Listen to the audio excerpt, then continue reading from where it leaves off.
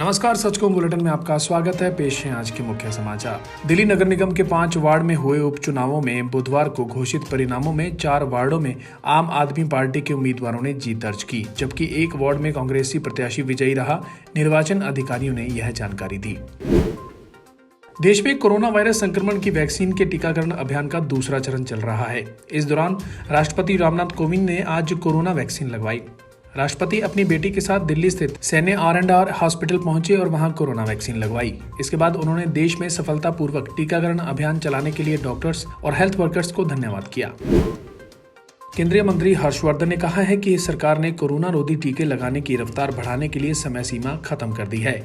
अब नागरिक 24 घंटे सातों दिन अपनी सुविधा अनुसार टीके लगवा सकते हैं। इससे पहले जब 1 मार्च से टीकाकरण का अभियान दूसरा शुरू होने वाला था, तब हर केंद्र पर सुबह 9 बजे से दोपहर 3 बजे तक का समय वैक्सीनेशन के लिए फिक्स था। दुनिया भर के देशों को कोरोना टीकों की अहम आपूर्ति करने वाले भारत ने कहा है कि वह महामारी के कारण पैदा हुए गंभीर हालात का सामना कर रहे सीरिया के लोगों को टीकों की आपूर्ति सुनिश्चित करने के लिए संयुक्त राष्ट्र एवं उसकी एजेंसियों के साथ मिलकर काम करने को लेकर तत्पर है। संयुक्त राष्ट्र में भारत के उप स्थायी प्रतिनिधि के नागराज नायडू ने सीरिया में मानवाधिकार हालात पर संयुक्त राष्ट्र महासभा के उच्च स्तरीय पैनल से कहा कि भारत इस जरूरत के समय में सीरिया के लोगों के साथ खड़ा है। महाराष्ट्र में वैक्सीन लेने के कुछ देर बाद ही मौत का मामला सामने आया है। स्वास्थ्य कर्मी द्वारा कोरोना टीके का दूसरा डोज लेने के कुछ देर बाद ही दम तोड़ दिया गया। स्वास्थ्य कर्मी के तौर पर व्यक्ति ने पहला डोज 28 जनवरी को लिया था। फिलहाल डॉक्टर्स का मानना है कि मौत के असल कारणों का पता नहीं चल पाया है। उन्होंने पोस्टमार्टम रिपोर्ट आने के बाद स्थिति साफ होने की संभावना जताई है। भारत में कोरोना वायरस संक्रमण के एक दिन में 14,989 नए मामले सामने आने के बाद देश में संक्रमितों की कुल संख्या बढ़कर 1,11,39,506 हो गई है। वहीं देश में एक महीने बाद उपचाराधीन मरीजों की संख्या 1.7 लाख से अधिक दर्ज की गई। भाजपा सांसद कौशल किशोर के बेटे आयुष पर मंगलवार देर रात कथित हमले के मामले में बुधवार को नया मोड़ आ गया। पुलिस ने दावा किया है कि इस मामले में हिरासत में लिए गए आयुष के साले आदर्श ने पूछताछ में बताया कि इस घटना को कुछ लोगों को फंसाने के लिए जानबूझकर अंजाम दिया गया था। पुलिस के अनुसार आदर्श ने गोली चलाने की बात कबूल की है। आयकर विभाग ने बॉलीवुड अभिनेत्री तापसी पन्नू, फिल्म निर्देशक अनुराग कश्यप की कंपनी फैंटम फिल्म्स तथा प्रतिभाओं की खोज करने वाली एक कंपनी समेत कुछ अन्य परिसरों पर बुधवार को छापेमारी की। सुप्रीम कोर्ट ने सरकार को फटकार लगाते हुए केंद्रीय जांच एजेंसियों CBI, NAI और ED के दफ्तरों में अब तक CCTV कैमरे नहीं लगने पर गहरी नाराजगी जताई। सुप्रीम कोर्ट ने केंद्र सरकार को फटकार लगाते हुए कहा कि यदि सरकार इस मामले में बचने की कोशिश कर रही है, पर उसे ऐसा हम नहीं करने देंगे। अदालत ने केंद्र सरकार को सभी केंद्रीय जांच एजेंसियों के कार्यालयों में अगले 5 महीनों में CCTV कैमरा लगाने के निर्देश दिए हैं। प्रधानमंत्री नरेंद्र मोदी ने बुधवार को कहा कि अंतरिक्ष, परमाणु ऊर्जा और कृषि जैसे अन्य कई क्षेत्रों में प्रतिभाशाली युवाओं के लिए दरवाजे खुल रहे हैं।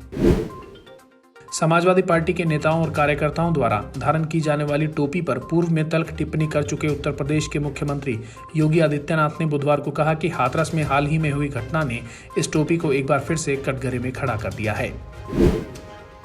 अनुच्छेद 370 पर टिप्पणी करने वाले जम्मू कश्मीर के पूर्व मुख्यमंत्री फारूक अब्दुल्ला के खिलाफ याचिका दाखिल करने वाले व्यक्ति पर सुप्रीम कोर्ट ने 50,000 रुपए का जुर्माना लगाया है। मिली जानकारी के अनुसार रजत शर्मा नाम के व्यक्ति ने सुप्रीम कोर्ट में याचिका दाखिल कर कहा था कि फारूक अब्दुल्ला ने अनुच्छेद 370 हटाए जाने पर आपत्तिजनक टिप्पणी की थी। उनको चीन और पाकिस्तान से मदद मिल रही है, इसलिए उनके खिलाफ देशद्रोह का मुकदमा चलाया जाए। रिजर्व बैंक ऑफ इंडिया ने इंश्योरेंस कंपनियों के लिए बड़ा फैसला किया है। RBI ने कहा है कि इंश्योरेंस कंपनियों में बैंकों की हिस्सेदारी बढ़ाने पर लिमिट लगाई जाएगी। बैंकों की हिस्सेदारी को 20% तक रखा जाएगा। वहीं अगर मौजूदा नियमों की बात करें तो उसके आधे से भी कम है। फिलहाल इस समय के नियमों के अनुसार बैंकों को इंश्योरेंस कंपनियों में 50% तक की हिस्सेदारी रखने की परमिशन है। पंजाब विधानसभा में बजट पेश होने से पूर्व मंत्री व कांग्रेस विधायक नवजोत सिंह सिद्धू ने एक बार फिर से अपनी ही सरकार के खिलाफ मोर्चा खोल दिया है। सिद्धू ने एक वीडियो शेयर करते हुए आरोप लगाया कि पंजाब को मिलने वाले राजस्व का 1% लोगों की जेब में जा रहा है, जिसका खामियाजा सूबे के 99% लोगों को झेलना पड़ रहा है। पंजाब सरकार का बजट अभी 5 मार्च को विधानसभा में पेश किया जाना है, जबकि सिद्धू द्वारा शेयर किए गए वीडियो में पहले ही राज्य की आय और व्यय का ब्यौरा झलक रहा है। जम्मू कश्मीर के पुलवामा में आतंकियों के खिलाफ सुरक्षा बलों को बड़ी सफलता मिली है। सुरक्षा बलों ने पुलवामा के त्राल इलाके में आतंकियों के एक ठिकाने का भंडाफोड़ किया है। आतंकियों का ये ठिकाना त्राल के जंगलों में था। यहाँ आतंकियों द्वारा इस्तेमाल की गई सामग्री बरामद की गई है। जम्मू कश्मीर पुलिस द्वारा बताया गया कि हिजबुल मुजाहिदीन के एक ठिकाने का भंडाफोड़ किया गया है। भारत पाकिस्तान अंतर्राष्ट्रीय सीमा पर स्थित जैसलमेर जिले में कल शाम को बड़ा हादसा हो गया। यहां सेना की पोखरन फायरिंग रेंज में अभ्यास के दौरान एक गन का बैरल फट गया, जिससे बीएसएफ का एक जवान शहीद हो गया और 2 गंभीर रूप से घायल हुए हैं। घायल जवानों को जोधपुर रेफर किया गया है। शहीद हुआ जवान उत्तर प्रदेश का रहने वाला था। अमेरिका ने रूस के विपक्ष के नेता अलेक्सी नवल्नी को नर्व एजेंट देकर उनकी हत्या की कोशिश करने के बहुचर्चित मामले में रूस के 7 अधिकारियों पर प्रतिबंध लगाने की घोषणा की। अमेरिका के जो बाइडेन प्रशासन द्वारा रूसी राष्ट्रपति व्लादिमीर पुतिन के सहयोगियों पर प्रतिबंध लगाने का यह पहला मामला है।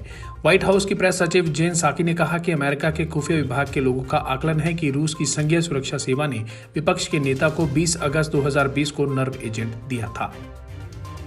पश्चिमी इराक में बगदाद के नजदीक अमेरिका के नेतृत्व वाले गठबंधन बलों की मौजूदगी वाले एक सैन्य हवाई अड्डे को निशाना बनाकर बुधवार को कम से कम 10 रॉकेट दागे गए। भारतवंशी नीरज टंडन ने white house office of management and budget के निदेशक पद के लिए किया गया अपना नामांकन मंगलवार को वापस ले लिया। दरअसल सत्तारूढ़ दल और प्रशासन सीनेट में उनके नामांकन की पुष्टि करने के लिए पर्याप्त वोट जुटाने में विफल रहे थे। ब्राजील के पूर्व महान फुटबॉलर पेले को मंगलवार को कोविड-19 का टीका लगा, जिसके बाद उन्होंने इसे कभी नहीं भुलाया जाने वाला दिन करार दिया। 6 बार की विश्व चैंपियन एमसी मैरी कॉम को अंतर्राष्ट्रीय मुक्केबाजी संघ AIBA की चैंपियंस एंड वेटरन समिति का अध्यक्ष चुना गया है। विश्व संस्था ने पिछले साल इस पैनल का गठन किया था। अब खबरें हरियाणा से। करनाल के 22 वर्षीय युवक की हत्या करके शव को पानीपत की उरलाना कलां पुलिस चौकी के क्षेत्र में फेंक दिया गया। पहचान मिटाने के लिए चेहरे को तेजाब से जलाया गया। युवक के सिर और गर्दन पर चोट के निशान भी मिले। युवक 21 फरवरी से लापता था। युवक के चचेरे भाई ने पत्नी और उसके दोस्तों पर हत्या का आरोप लगाया है। तीनों कृषि कानूनों के विरोध में दिल्ली की सीमाओं पर जारी आंदोलन चौथे चरण में प्रवेश कर चुका है। संयुक्त किसान मोर्चा की लगातार बैठकें जारी हैं। इसमें 1 महीने का प्लान भी बनाया गया है। इसमें बॉर्डर पर आंदोलन के साथ फसलों की कटाई, जेल में बंद किसानों की जमानत कराने, हरियाणा और पंजाब को छोड़कर अन्य राज्यों में महापंचायत करने और चुनावी राज्यों में भाजपा का विरोध करने पर फोकस रहेगा।